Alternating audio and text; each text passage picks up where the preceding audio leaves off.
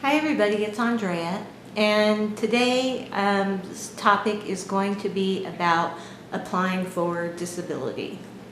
Now, what I'm going to talk about is based on research I did and my own personal experience. I am not a lawyer. I'm nobody who's an expert on this by any means, so every case is different. But I just want to talk about some, I guess, generalities of it all. When I was first diagnosed in 2005, several people had told me, well, you should apply for disability right away because it takes forever to get it. And I was like, well, I'm not disabled. I was having a very hard time, but I was slowly getting through the relapse that got me diagnosed, and I wanted to continue to work. I had a good job, I made good money, I had 100% paid health insurance, so I really did not want to even begin to apply. But I've had a lot of people ask me when they're newly diagnosed, do I need to apply for disability? So I thought today's topic would kind of go over some of those questions and the realities of some of the process of applying for disability. Some things you need to know.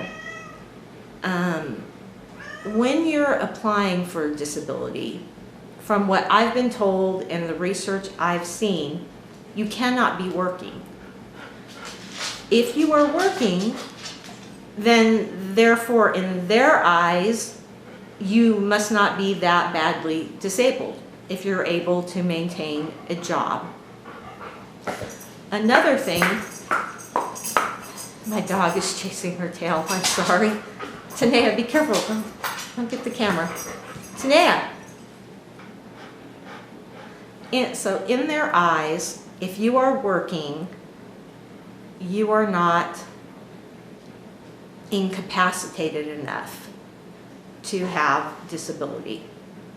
Now, from what I understand, qualifications and approvals vary from state to state. Some states it's easier to get approved, other states it's harder. I live in Nevada, and it is a hard state to get approved in.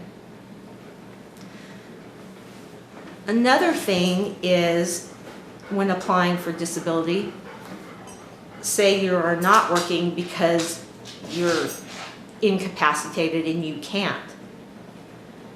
Chances are you might not have insurance to be able to see a doctor on a regular basis. Disability does not care about that. In their eyes, if you are not under a doctor's care on a continuing basis, being monitored for whatever you're applying for, they think that, well, you must not be that bad because you're not seeing a doctor. They don't care that you don't have money, a job, a way or to get there, a car, or you aren't able to drive. They don't care. These are things that will pretty much, from what I've been told and the research I've done, are going to kick your case back or come across with a denial, and then you have to go through the appeals process.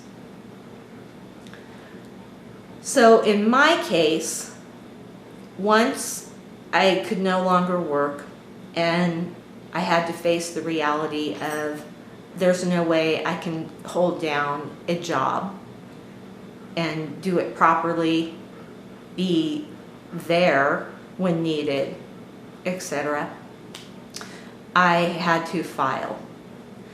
Now, when I had lost my employment, I also lost my health insurance, and I had no doctor. My case is a little different because I was very fortunate and I got into the drug study I've talked about in the past. So I was seeing a neurologist who was well known in California and known up here in Nevada every 3 months. So I was under continual doctor care in an MS drug study with an MS specialist. So I believe that did help my case as well. Another thing is, I'm always telling people, get copies of all of your medical records. They are yours. You have a right to them. Your lab reports, your test results, your doctor's notes, all of that. You should always have your own file. And I'm thankful that I did, because as the process was going on, it takes some time, but they did send me to go see their own neurologist and their own doctor who does the neuropsych evaluations. Now, disability, or Social Security, the entity itself, is supposed to obtain your medical records to evaluate your case. I've heard of people who've taken in their paperwork and stuff and it gets lost, whatever. But they're supposed to, I had to sign paperwork that says I authorize them to get all my medical records from every doctor I've ever had. And I will go through the filing process in a minute. But when I went to go see their neurologist, he only had a couple sheets of paper saying I had MS and a couple other things. And he was kind of like, at first, almost like, well, what are you here for? And I said, well, I have MS. And he's like, okay, well, what's going on? And so I kind of told him, and he's looking through the paperwork, and I was like, well, do you have any of my medical records? And he's like, well, I have a couple pieces of paper that the disability office sent. I was like, okay, well, I came prepared, and I brought my medical files. From the test when I had the relapse to my diagnosis, what all the results were. And so he had all of that to look over.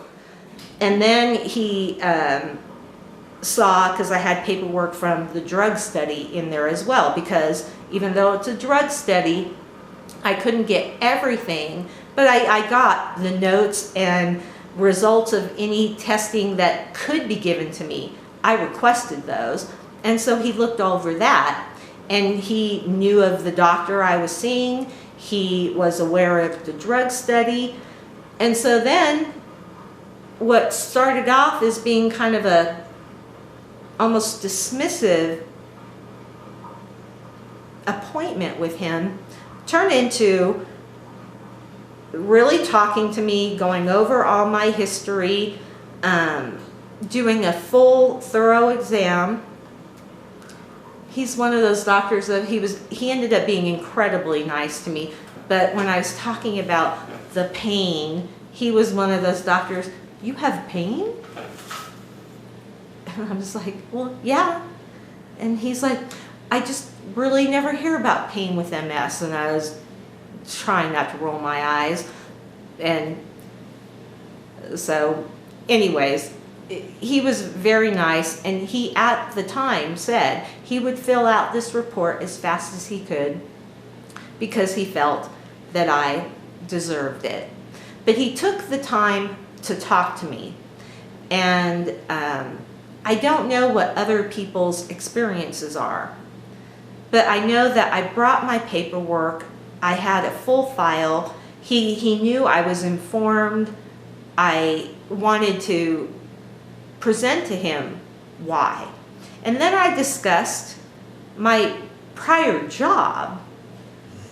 I was like, look, I had a great job. I made good money, and I had health insurance. Do you think I would choose this for what I'm going to get over what I had.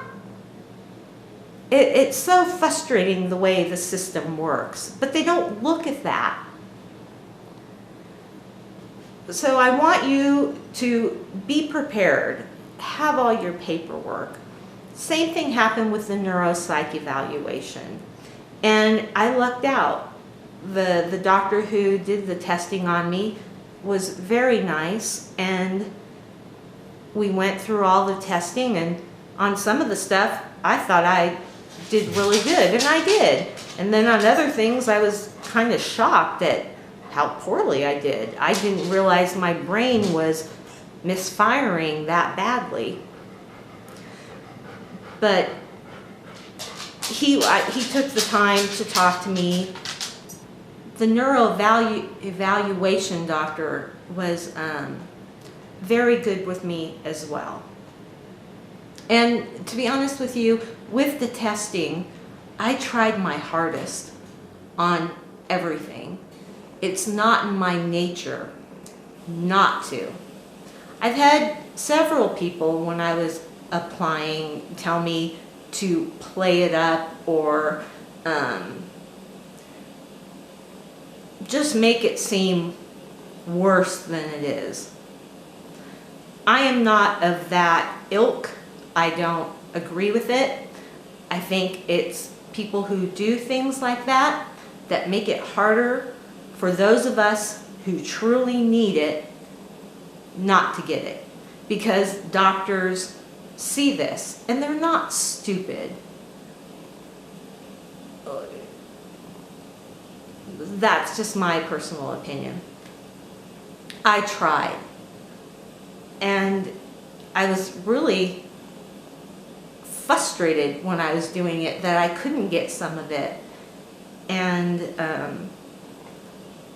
in a way, it was really clarifying too, to actually have somebody show you where your brain is not working the way it used to. I was transposing things and seeing one thing, yet recreating something that was total opposite of it, and just weird things like that. And when they're doing these testings, they're looking to see if you can't do the work you did before, would you be able to do something else? Because obviously they want you to be able to go to work. I would have liked to have been able to go back to work. But he took the time afterwards to talk to me and explain where my brain was not working, and looking at how an employer would have to deal with me. It would be really hard to train me on something new. I would probably make multiple mistakes, and my comprehension of things doesn't process like it used to. So it was enlightening as well. So I say, do your very best on these tests. So I guess I kind of went off there, I'm sorry. But it's just my personal opinion that if you truly are not able to function, you aren't unable to function, and making it appear worse than it is looks like you're faking it. And then it makes harder for the rest of the people who truly need it to get it. So that's my rant on that. There are several ways to apply for disability. You can go down there and have somebody take you and fill out the paperwork there, bring all your stuff. I think you're assigned a case manager or something like that. I know a gal who actually works at the disability office here locally, and she had recommended that I do it online. It gets into the system faster. It's easier to follow, you sign in, and you can check updates and that type of thing. And the amount of stuff you have to fill out is quite extensive. And you can, you create an account and you can save your work and then go back to it. Because it took me several days, I want to say about a week probably, to get all the paperwork online completed, because they want so much information. And this way, because I had all of my medical records, I mean literally, they want to know dates, times, doctors, tests, where you had it, all of that. And so I was able to take my time, fill it out, and make sure I had everything correct before I submitted it. And then you can check on the status of it online as well. And being able to go online and checking the status of where things were was just nice, and it was easy. And I never had to go down to the office. Nobody ever called me, and I was a little concerned about that. And it had been, I don't know, five months or so since I had filed, and I hadn't heard anything. So I called and was wanting to know, what's the status, what's going on. And the gentleman I talked to on the phone said, well, everything's been submitted, and it looks like they're going to be sending you to see some of the doctors in your area that do evaluations for us. And I was like, oh, okay. Nobody ever called me. I never knew anything. He's like, well, you must have filled out all the paperwork correctly, because they usually only call if there's a problem. So doing it online, being able to take my time, get all my information in order. You can look ahead on there, okay, they're gonna need this, this, and this, get it all together, and then be able to put it in the computer. You can have somebody help you. It just makes it a lot easier, so I recommend doing it that way. But that was what worked for me. So that's about it. It's a frustrating system. They don't care that you have no money, but you have to be under a doctor's care. They don't care that you have no vehicle. They don't look at any of that. And it's just the harsh truth. So if you're planning to apply, do whatever you possibly can to make sure you are under a neurologist's care, and as frequently as possible, because they're going to look at that. All they see is if you're working still, you're obviously not that disabled. If you're not seeing a doctor, you must not be that bad. And that's just the way it is. If anybody knows further information or anything I said is wrong, feel free to comment. It's just what I had learned, what I was told, and my experience with the whole process. But I'm in a state that's very hard to get approved in. I was approved the first time, which made me, I was very happy. I was like shocked, wow. And then I realized, wow, I'm pretty bad off.